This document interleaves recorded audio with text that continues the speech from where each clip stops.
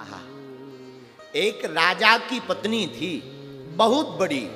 राजा बहुत बड़ा आदमी था। एक बार प्रयागराज इलाहाबाद में, इलाहाबाद तो जानते हो, प्रयागराज, वहां पर कुंभ लगा। कुंभ का मतलब पूरे भारत के संत आते हैं और संत महात्मा स्नान करते हैं। उस कुंभ माघ मेला में जो स्नान करता है ना, तो कहते हैं अनंत गुना फल प्राप्त होता है। तो सब महात्मा कुंभ में आए, तो वो राजा भी अपनी पत्नी को लेकर गया। पत्नी यानी लुगाई। हाँ, तो वो राजा भी अपनी लुगाई को लेकर गया, रानी को। राजा की पत्नी बड़ी धर्मात्मा थी, बहुत धर्मात्मा। राजा भी था, परंतु राजा मर्यादित था। तो राजा की पत्नी रानी कुंभ में एक स्थान पर रुकी हुई थी। तो शाम के समय जब साधु कीर्तन गाएं, कीर्तन यानी भजन कीर्तन, जब नाम गावें, जोर जोर से कीर्तन गावें, जोर जोर से बोलें, तो रानी को लगे काश मैं भी इन संतों के बीच में होती तो बहुत आनंद आता। रात का समय, रानी है, जाएं कहां? तो राजा से कहा, महाराज अगर आपकी आज्ञा हो तो मैं कुछ देर संतों को प्रणाम कराऊं। राजा ने कहा, सुनो रानी, तुम कोई साधारण स्त्री नहीं हो, तुम राजा की धर्म पत्नी हो। तुम वहां जाओगी, ऐसे डोलोगी तो हमारी नाक कट जाएगी। लोग क्या कहेंगे कि ये राजा की पत्नी ऐसी डोल रही है। नहीं जाना है, हमारी आज्ञा है। राजा की बात जैसे ही रानी के कानों में पड़ी, रानी को बड़ा दुख लगा। चुपके से एक रात्रि में वो निकल गई और निकली और जाकर संतों के बीच बैठकर कीर्तन सुनने लगी, संतों का सत्संग सुनने लगी। देखो भैया एक बात बताएं, राम जी का कीर्तन में इतना रस है, राम जी की भक्ति में इतना रस है कि कोई एक बार बैठ जाए फिर वो जिंदगी भर इससे उठता नहीं है। इतना आनंद है। रात कब निकल गई रानी को पता नहीं लगा। राजा यहां ढूंढता रहा रानी को, और प्रातः काल जब रानी वापस गई तो राजा आग बबूला हो गए। अरे तुमने हमारी नाक कटवा दी, घर से यहां से निकलकर। तुम्हें दर्शन करना था, हमें कह देती, हम महात्माओं को यहां बुला लेते। रानी ने कहा, भगवान महात्माओं को बुलाना नहीं है, महात्माओं के पास तो जाना है, जाना चाहिए। राजा ने खूब ताने दिए। धीरे धीरे दिन बीता, फिर रात्रि हुई। रानी को अपने आप पर पछतावा हो गया कि मैं कितनी धूर्त हूं, कहां से मैं रानी बन गई। आज अगर मैं बड़े घर में पैदा नहीं हुई होती तो आज संतों के साथ बैठकर खूब भजन करती, कोई मुझे रोकता टोकता नहीं।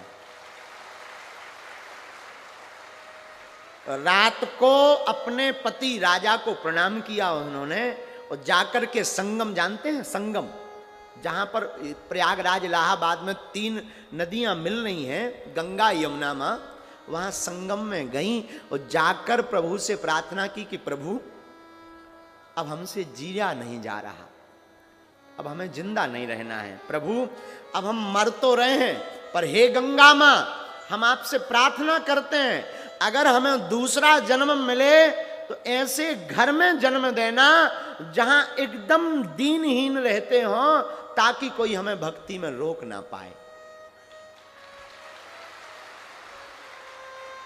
और उस रानी ने उसी गंगा में प्राण त्याग दिए, संगम में। सुबह हुई, राजा को पता लगा, राजा ने जाल फिकवाया, तब जाकर शव मिला। राजा बहुत पछताया, लेकिन अब पछताए का हुई जब चिड़िया चुग गई खेत। अब पछताने से क्या होता है भैया? वही रानी दूसरे जन्म में सवर जाति में कोल भील के घर माता सबरी बनकर के प्रकट हुई है। मां सबरी बनकर प्रकट हुई, कोई साधारण नारी नहीं, माता सबरी। और ऐसी वैसी माता नहीं, वही सबरी, जिस सबरी के लिए राम जी वन आए और वन में जगह जगह राम जी ने माता सबरी का पता पूछा। मां सबरी बनकर प्रकट भई। देखो, भक्ति ऊंचे घर में बहुत कम होती है। बड़ा घर मिल जाए ना, भक्ति में फिर बहुत प्रोफेशनली हो जाता है। अमीर आदमी कोई बन जाए तो उसे 17 ढोंग आने पड़ते हैं। अमीर आदमी दंडवत नहीं करता। ज्यादा अमीर होता है तो उसे लगता है, बहुत बड़े पद पर बैठा हो, बहुत बड़ा अमीर आदमी हो, तो उसे लगता है कि अगर हम दंडवत करेंगे तो लोग क्या कहेंगे, बताओ, ये नतमस्तक है।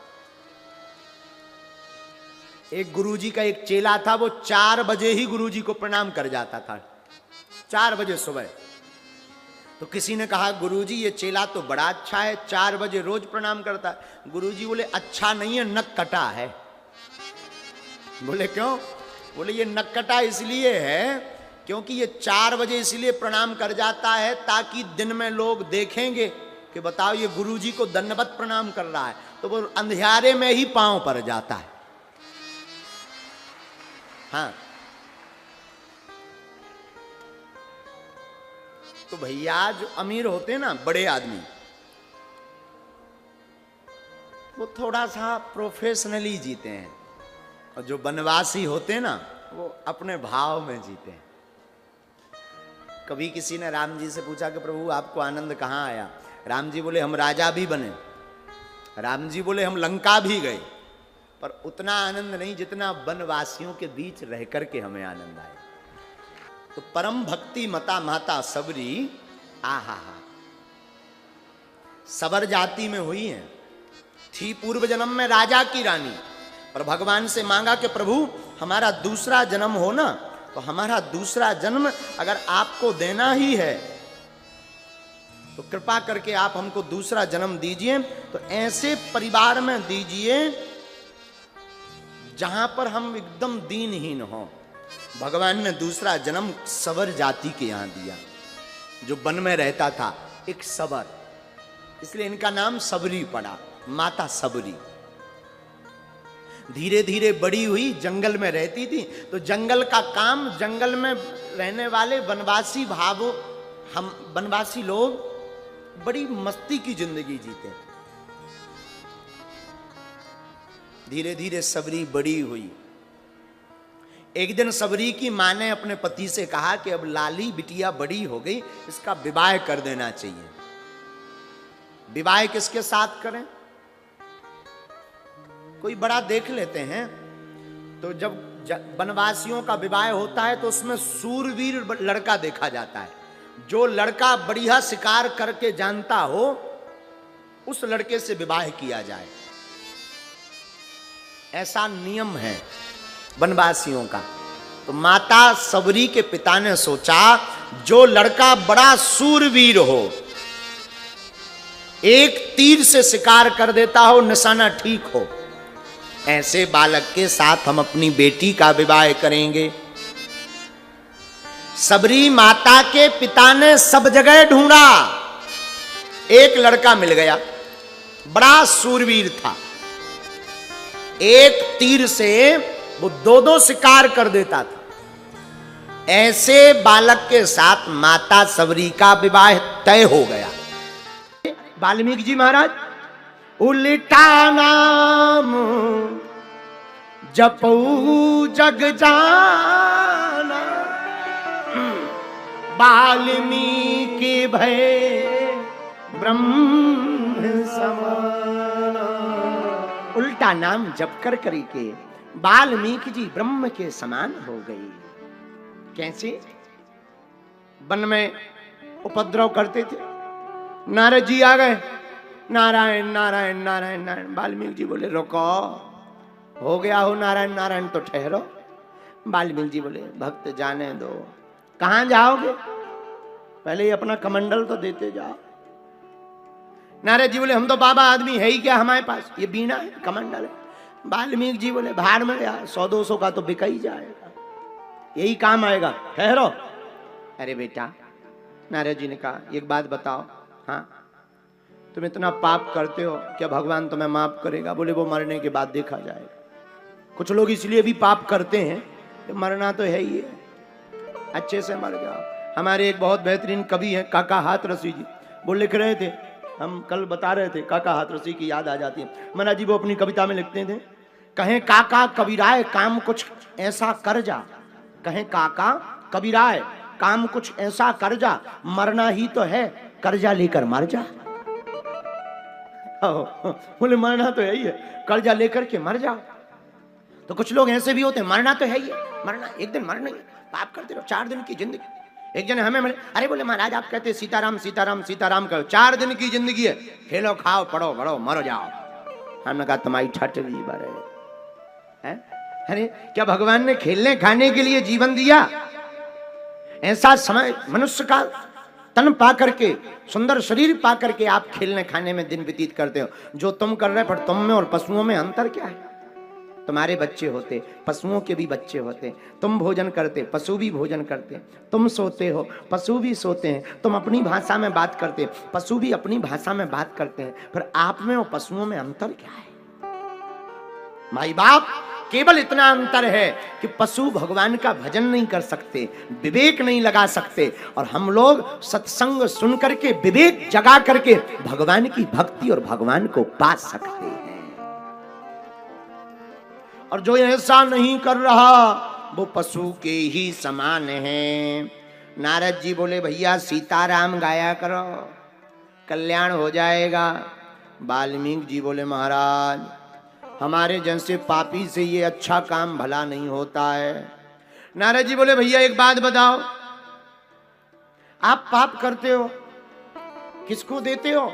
चोरी करके डकैती करके? महाराज घर है, बाल बच्चे हैं, उनको देते। पूछो इसका दुख मिलेगा तो क्या भोगने के लिए भागीदार होंगे? महाराज बहाने मत बनाओ, जब तक हम पूछने जाएंगे तब तक आप भाग नहीं जाओगे। ना ना ना हम नहीं भागेंगे, हमें बांध दो। नारद जी को बांध दिया। वाल्मीकि जी घर आए, अपने घर वालों से पूछा एक बात बताओ, हम चोरी कर करके तुम्हारे पास रुपया लाते हैं, धर्म पत्नी से कहा चोरी कर करके लाते हैं, बाद में जब इसका हिसाब किताब होगा तो पाप का भाग भी मिलेगा, भोगना भी पड़ेगा, तो क्या तुम हमारा साथ दोगी?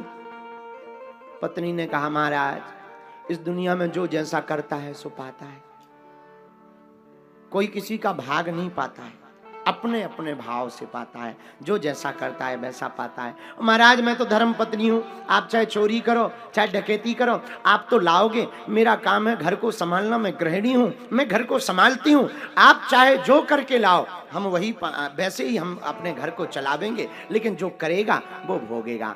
वाल्मीकि जी की आंखें खुल गई, आंखें खुली, वापस आए, धर्म पत्नी से बोले देवी जी आपने ठीक कहा, और वापस आकर के नारद जी के चरणों में साष्टांग दंडवत करके लेट गए। क्या बात है महाराज, आपने सही कहा था कि धन में तो सब साधन है, साथ है, लेकिन पाप के भाग में कोई साथ नहीं। अब तो आप हमारा कल्याण कर दो, अब तो आप हमारा बेड़ा पार कर दो, वरना महाराज हमारा जीवन व्यर्थ चला जाएगा। आंखों में आंसू भर के रोने लगे। तब श्री नारद जी बोले भैया परेशान मत हो, राम राम राम राम जपो, राम जी बड़े दयालु हैं और पाप के बाप का नाम है राम। बालू की भींट धुआं को मंदिर, बालू की भींट धुआं को मंदिर, ओछे की प्रीत कबे निवई है, और तुम राम के नाम को जाप करो फिर पाप के बाप खा धूर दई है। तुम राम के नाम को जाप करो फिर पाप के बाप खा धूर दई है। आप तो सीताराम सीताराम कहो, पाप के बाप को धूर दी। वाल्मीकि जी बोले महाराज हमसे ये जो आप नाम ले रहे ये भी नहीं लिया जा रहा, इतने पापी हैं, ये आप नाम ले रहे हमें नींद आ रही।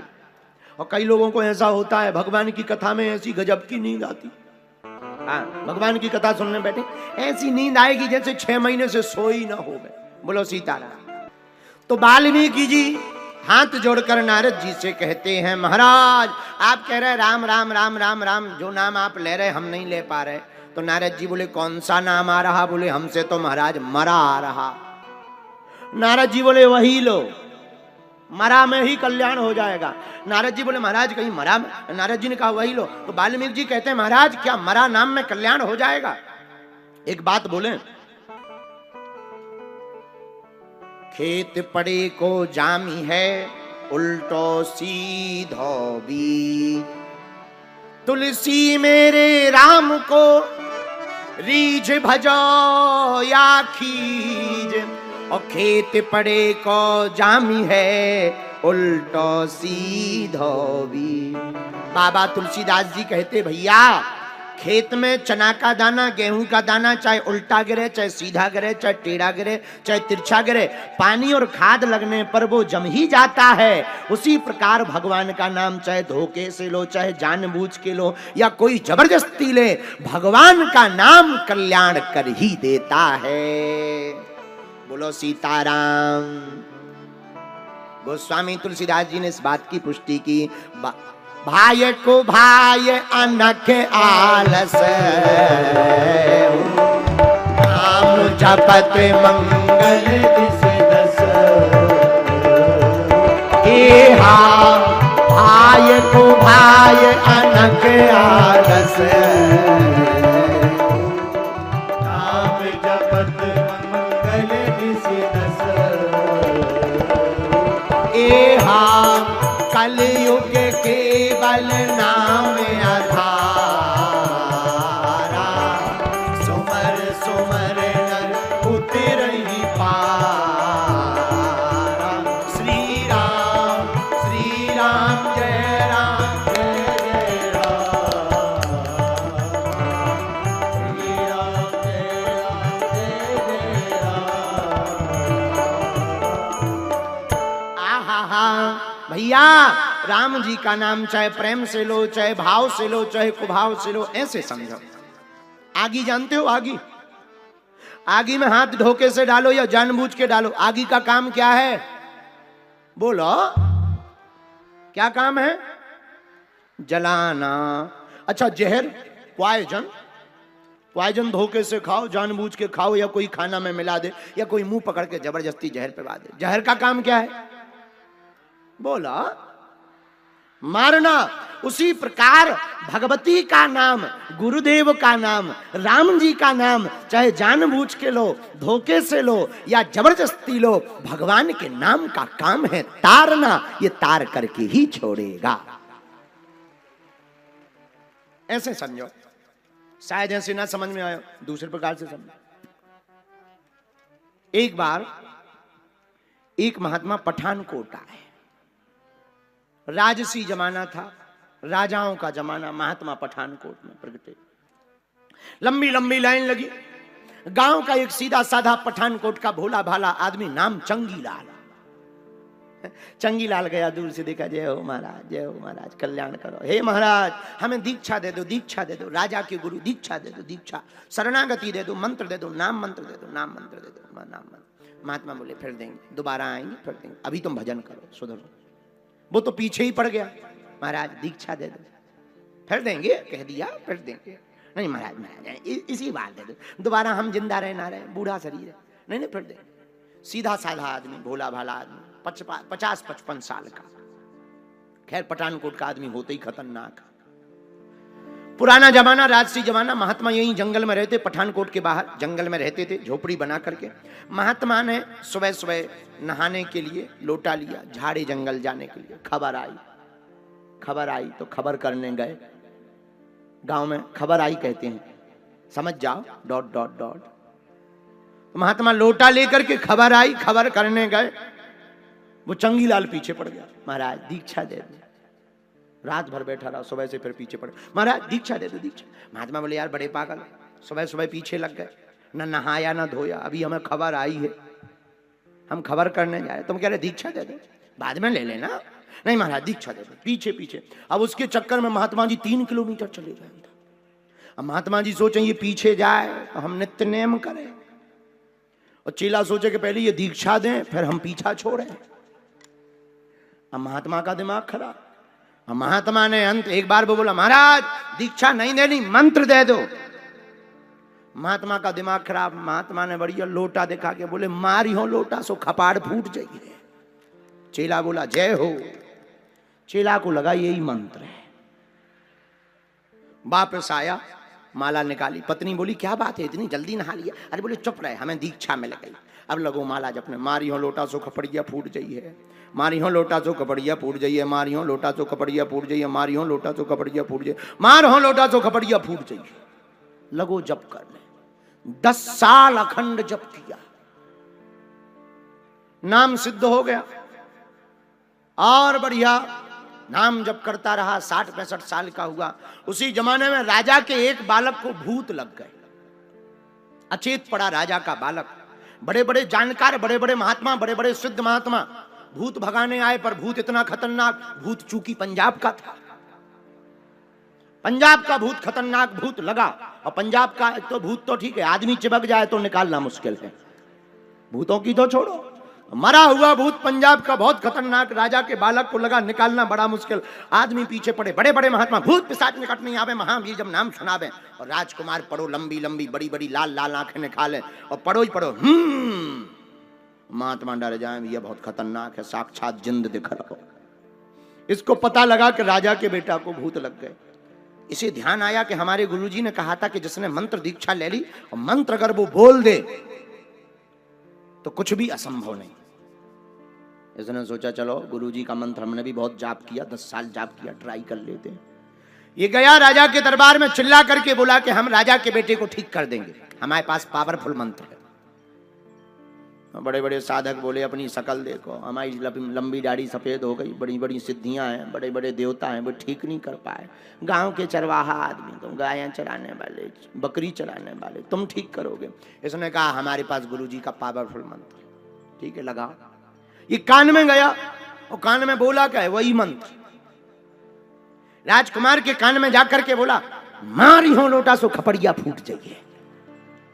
तो जो राजकुमार को भूत लगा था उसने सोचा ये हमें पहचान आ गया, ये हमें पहचान आ गया। सुआ कह रहा है कि मारियो लोटा खपड़िया फूट जाइए। तो जो भूत था तो उसने दौड़ लगाई। राजकुमार ठीक, चंगी लाल की जय जयकार। आर फूल माला डारी, बड़े बड़े महात्मा हाथ जोड़े, जय हो। चंगी लाल बोला खुश रहो, आशीर्वाद बटन लगो। लंबी लाइन लगने लगी। अब तो पूरे राज में हाहाकार हो गया, भाई बड़ा खतरनाक महात्मा है, बड़े बड़े ठीक नहीं कर पाए, साधारण से आदमी ने क्या सिद्धि क्या चमत्कार, जय जयकार होने लगी। तो इसके गुरुजी को खबर लगी कि हमारे जो चेला राजा हैं उसके राज्य में एक बहुत सिद्ध महात्मा भाई चंगी लाल जी। तो इसके गुरुजी ने सोचा हम भी दर्शन करें। पहचानते तो वे थे नहीं, 10 साल हो गए थे। गुरुजी आए, लंबी लाइन में गुरुजी लेन में खड़े। चंगीलाल ने देखा गुरुजी, तुरंत गद्दी से उतर के गुरुदेव।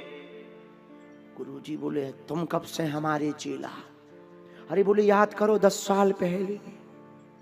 गुरुजी का दिमाग खराब, बोले हमें यार याद नहीं आ रहा है, बाकी चेला तो याद है, तुम याद नहीं आ रहे, हमने तुम्हें कभी दीक्षा दी। बोले नहीं नहीं याद करो, जंगल। गुरुजी बोले यार भैया हमें जंगल भी याद नहीं आ रहा कि हमने जंगल में दीक्षा कब दी। अरे बोले भीड़ ना याद करो, अकेला।